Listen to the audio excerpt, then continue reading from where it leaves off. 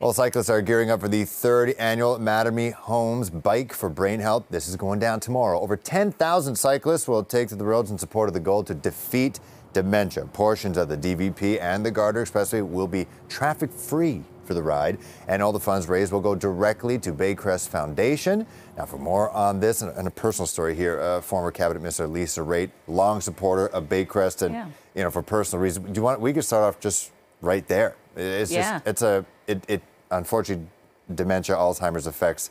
Unfortunately, it's going to be more and more people as the years go on. Unfortunately, let's talk about you and your husband. So I first came across Baycrest when I was actually a cabinet minister.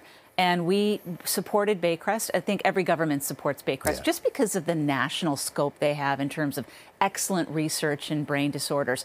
My husband was diagnosed in 2016, so I took a much greater interest in Baycrest at that time. That's where he was diagnosed. And he progressed along the normal curve of Alzheimer's. We did the bucket list, everything that we possibly could. And then he unfortunately developed some behavioral neurological symptoms, and he ended up being violent and a threat to me and my kids. So in January of 2021, we had to call 911. He eventually ended up, after about 3 weeks, at Baycrest in their specific unit in the Baycrest Hospital. And he was there for a year while they treated him and found the right combination of drugs and treatment that would work to bring him back from that psychosis. And it worked. And now he is in the long-term care side of Baycrest. It's called Apotex. And he's doing really, really well. I mean, he has Alzheimer's. He can't speak. He has trouble walking. But he's got a quality of life. And I really believe Baycrest has a lot to do with it. What's that like personally? Because I understand you step back to help, you know, with your family. What's that like, seeing that unfortunate deterioration happen at such a young age?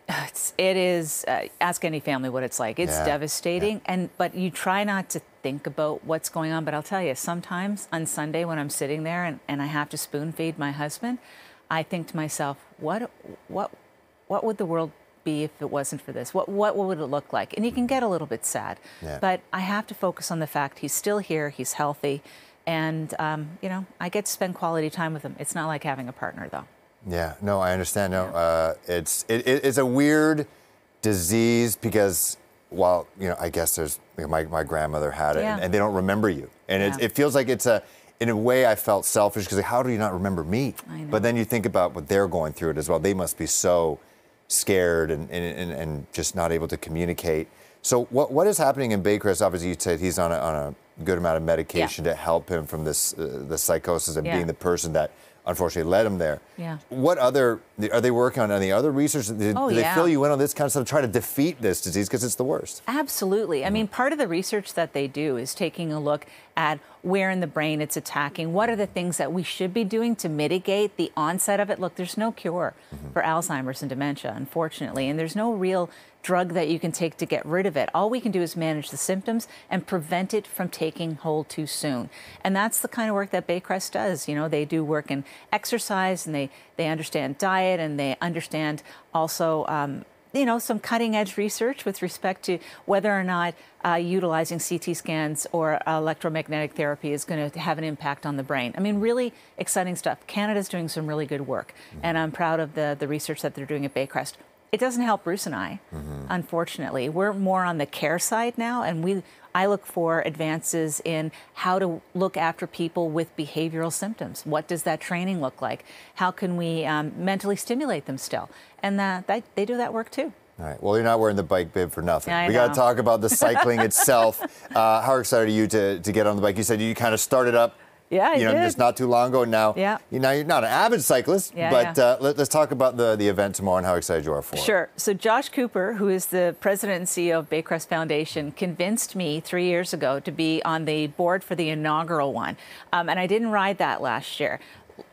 The last year, though, I did ride. I bought an e-bike and I rode in it. And it was pretty cool, I have to say. It was pretty exciting. And this year, I'm going to ride as well. That's the intention. We'll see how it ends up working out tomorrow. But it's invigorating, it's incredible, it's fun, and you feel like you're doing something. But for me, it's seeing that there's 10,000 people cycling around me, caring about dementia, and riding for somebody that they love who probably has dementia. But on the other side, they're exercising, and they're doing what they can to ensure that they're putting off dementia if it comes for them. Yeah, we're learning more and more about the studies, about how exercise and diet kind of helps with that, no doubt. All right, Lisa Raitt, thanks so much. We do appreciate everything you're doing for your husband and for other families as well who are dealing with dementia. Thanks so much. Pleasure. Of course.